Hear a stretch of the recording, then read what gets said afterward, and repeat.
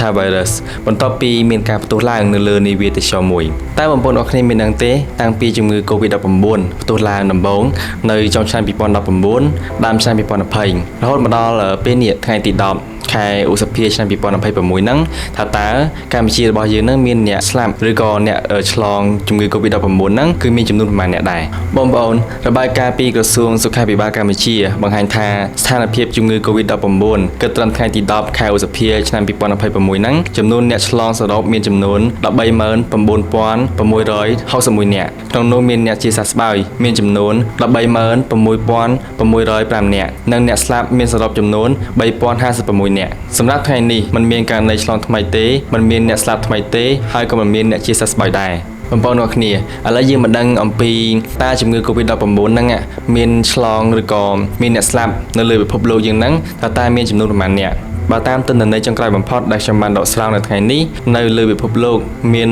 771លាននាក់បានឆ្លងនិង7លាននាក់បានស្លាប់ប៉ុន្តែ WHO អង្គការសុខភាពពិភពលោកបានបញ្ជាក់ថាប្រទេសខ្លះលាក់ព័ត៌មានមិនបញ្ចេញព័ត៌មានឲ្យបានពិតប្រាកដនោះទេបើតាមការវិតម្លៃអាចមានតួលេខច្រើនជាងនេះបងប្អូនឥឡូវយើងមកដឹងថាតើប្រទេសណាខ្លះមានអ្នកឆ្លងច្រើនជាងគេនិងស្លាប់ច្រើនជាងគេទី1គឺសហរដ្ឋអាមេរិកគឺជាប្រទេសដែលមានអ្នកស្លាប់ដោយសារជំងឺ COVID-19 នឹងច្រើនជាងគេបំផុតនៅលើពិភពលោកគឺមានរហូតដល់ 1.1 លាននាក់បងប្អូនគឺ 1.1 លាននាក់ចំនួននេះគឺច្រើនមែនតើនិយាយពីអ្នកឆ្លងវិញគឺមានរហូតដល់ 103 លាននាក់ប្រទេសទី2គឺប្រទេសប្រេស៊ីលគឺមានអ្នកឆ្លងសរុប 37 លាននាក់សម្រាប់អ្នកស្លាប់វិញគឺមាន 7 សែននាក់ទី3គឺប្រទេសឥណ្ឌាមានអ្នកឆ្លងប្រហែល 45 លាននាក់និងអ្នកស្លាប់ 5 សែននាក់បងប្អូនទាំងអស់គ្នានៅមានប្រទេសជាច្រើនទៀតដែលយើងមិនបានលើកឡើងក្នុងវីដេអូមួយនេះបងប្អូនមកដល់ចំណុចនេះបងប្អូនប្រកាសជាឆ្ងល់ថាចុះតើប្រទេសចិនវិញមានអ្នកឆ្លងហើយនិងអ្នកស្លាប់នឹងចំនួនប្រមាណអ្នកដែរខណៈដែលប្រទេសចិនហ្នឹងគឺជាប្រទេសដែលផ្ទុះមេរោគដំបូងបំផុតហ្នឹងគឺនៅប្រទេសចិនហ្នឹងឯងប៉ុន្តែថាតើចិនហ្នឹងមានអ្នកឆ្លងហើយនិងអ្នកស្លាប់ចំនួនប៉ុន្មានអ្នកដែរ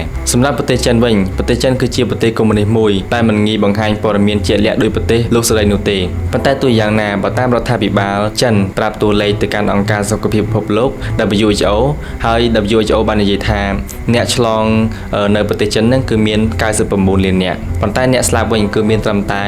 121,000 នាក់តែប៉ុណ្ណោះចំនួននេះគឺតិចមែនតើបើធៀបទៅនឹងអាមេរិកទេបងប្អូនបើអាមេរិកវិញដូចបានរៀបរាប់អញ្ចឹងគឺមានអ្នកស្លាប់រហូតដល់ 1.1 លាននាក់ខណៈអ្នកឆ្លងគឺមាន 103 លាននាក់បងប្អូនអ្នកគ្នាចុងក្រោយខ្ញុំចង់លើកឡើងទាក់ទងទៅនឹងព័ត៌មានមួយដែលទើបតែនឹងផ្ទុះថ្មីនេះតែម្ដងថ្មីនេះពិភពលោកយើងកំពុងតែមានជំងឺផ្ទុះថ្មីមួយទៀតតែគេឲ្យឈ្មោះថា hantavirus បន្ទាប់ពីមានការផ្ទុះឡើងនៅលើនាវាទេសចរមួយរហូតមកដល់ពេលនេះមានអ្នកឆ្លងសរុប 8 នាក់ហើយនិងអ្នកស្លាប់មាន 3 នាក់ WHO បញ្ជាក់ថាហានិភ័យនៅទៀតនៅឡើយហើយមិនមែនជាជំងឺឆ្លងដោយ COVID-19 នោះទេវីរុសនេះភាគច្រើនវាឆ្លងពីសត្វកណ្ដុរស្កាសម្ពោចទៅកាន់មនុស្សប៉ុន្តែអាចឆ្លងពីមនុស្សទៅមនុស្សបានដោយកម្រមានន័យថាมันឆ្លងលឿនដោយ COVID-19 នោះទេវាឆ្លងទៅកាន់មនុស្សហ្នឹងគឺយឺតនោះទេដូច្នេះវាមិនមានហានិភ័យខ្ពស់នោះឡើយប៉ុន្តែទោះយ៉ាងណាក៏ដោយយើងក៏មិនត្រូវមើលស្រាលវានោះដែរព្រោះថា